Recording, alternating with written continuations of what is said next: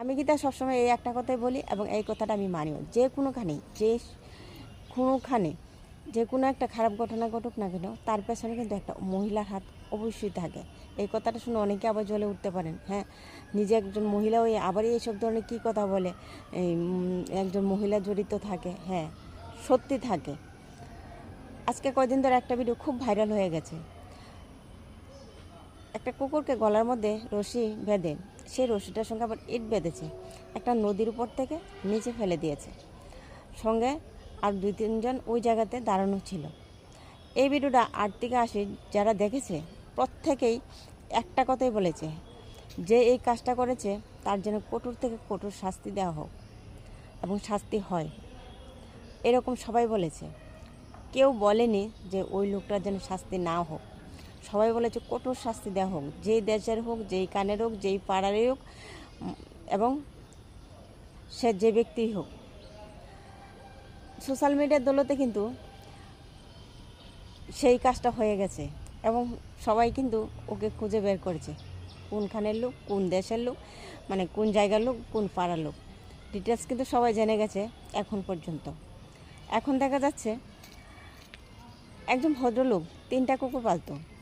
সেই 3টা কুকুরের মধ্যে একটা কুকুরকে ওই ভদ্রলোকের মাই সাহায্য করেছে ওই ছেলেটাকে নদীতে বেঁধে নদীতে ফেলে দেওয়ার জন্য। আমি প্রথম অবাক হয়ে গেছি, এই মহিলা কি করে পারলো এরকম একটা পশুর মতো কাজ করতে। তখন আমি মনে মনে এটাই ভাবছি, হ্যাঁ, আমার ধারণাটাই ঠিক। আমি যে সবসময় বলি ওই কথাটাই ঠিক, যে যে কোনো একটা খারাপ কাজের সঙ্গে একটা মহিলা জড়িত থাকে। এই যে এখানেও কিন্তু একটা মহিলাই জড়িত। তাহলে এবার বলুন, আমার কথাটা কোনো দিকে খারাপ? আমি যে অনেক সময় বলি যে খারাপ কাজের সঙ্গে কোনো না কোনো একটা মহিলা জড়িত থাকে, ভালো কাজে না থাকলেও খারাপ কাজের সঙ্গে একটা মহিলা জড়িত থাকে।